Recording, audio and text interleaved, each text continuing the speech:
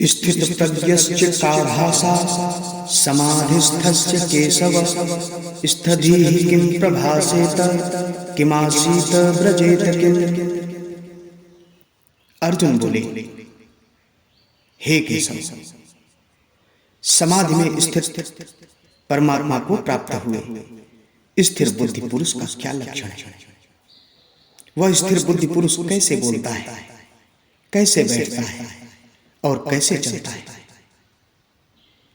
तब भगवान श्री कृष्ण कहते हैं, हे अर्जुन, जिस काल में यह पुरुष मन में स्थित संपूर्ण कामनाओं को भली भांति त्याग देता है और आत्मा से आत्मा में ही संतुष्ट रहता है, उस काल में वह स्थित प्रज्ञ कहा जाता है। दुखों की प्राप्ति होने पर जिसके मन में उद्वेग नहीं होता, सुखों की प्राप्ति होने पर जो सर्वथा निष्प्रिय है, तथा जिसके राग, भय और क्रोध नष्ट हो गए हैं, ऐसा मुनि स्थिर बुद्धि कहा जाता है। हे अर्जुन, जो पुरुष सर्वत्र स्नेह रहित हुआ उस शुभ या अशुभ वस्तु को प्राप्त होकर न प्रसन्न होता है और न द्वेष ही करता है, उसकी बुद्धि स्थिर है। जैसे कछुआ सब ओर से अपने अंगों को समेट लेता है, वैसे ही जब यह पुरुष इंद्रियों के विषयों से इंद्रियों को सब प्रकार से हटा लेता है, तब उसकी बुद्धि स्थिर है, ऐसा समझना चाहिए।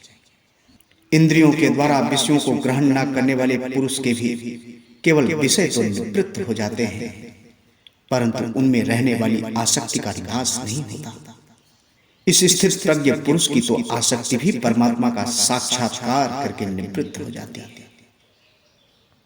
हे अर्जुन, आसक्ति का नाश न होने के कारण ये प्रमथन स्वभाव वाली इंद्रियां यत्न करते हुए बुद्धिमान पुरुष के मन को भी बालाधर लेती है। इसलिए साधक को चाहिए कि वह उन संपूर्ण इंद्रियों को वश में करके समाहित चित्त हुआ मेरे परायण होकर ध्यान में बैठे, क्योंकि जिस पुरुष की इंद्रियां वश में होती हैं, उसी की बुद्धि स्थिर हो जाती है। हे पार्थ, विषयों का चिंतन करने वाले पुरुष की उन विषयों में आसक्ति हो जाती है। आसक्ति से उन विषयों की कामना उत्पन्न होती है और कामना में विघ्न पड़ने से क्रोध उत्पन्न हो जाता है।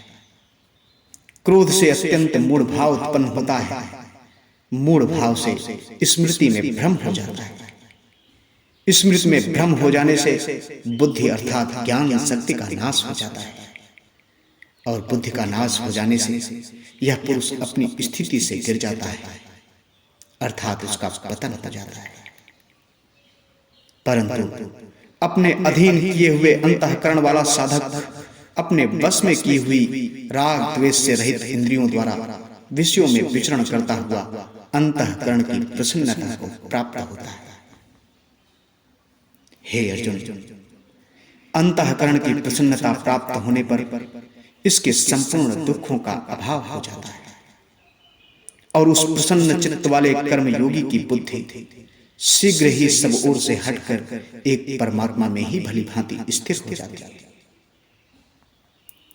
हे पार्थ, ना जीते हुए मन और इंद्रियों वाले पुरुष में निश्चयात्मिका बुद्धि नहीं होती और उस अयुक्त मनुष्य के अंतःकरण में भावना भी नहीं होती, तथा भावनाहीन मनुष्य को शांति नहीं मिलती और शांति रहित मनुष्य को सुख कैसे मिल सकता है?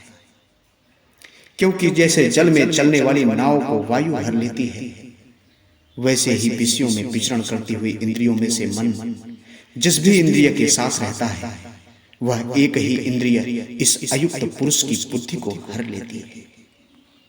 इसलिए हे महाबाहो, जिस पुरुष की इंद्रियां इंद्रियों के विषयों से सब प्रकार निग्रह की हुई हैं, उसी की बुद्धि स्थिर है।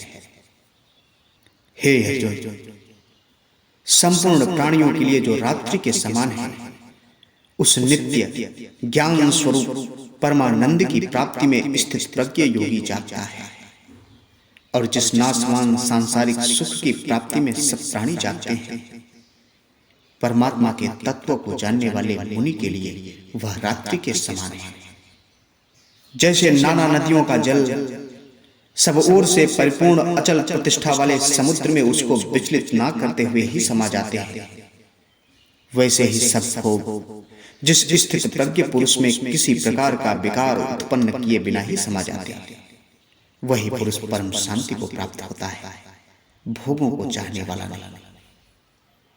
हे अर्जुन, जो पुरुष संपूर्ण कामनाओं को त्याग कर ममता रहित, अहंकार रहित और स्पृहा रहित हुआ विचरता है, वही शांति को प्राप्त होता है, अर्थात वही शांति को प्राप्त है। हे अर्जुन, यह ब्रह्म को प्राप्त हुए पुरुष की स्थिति है।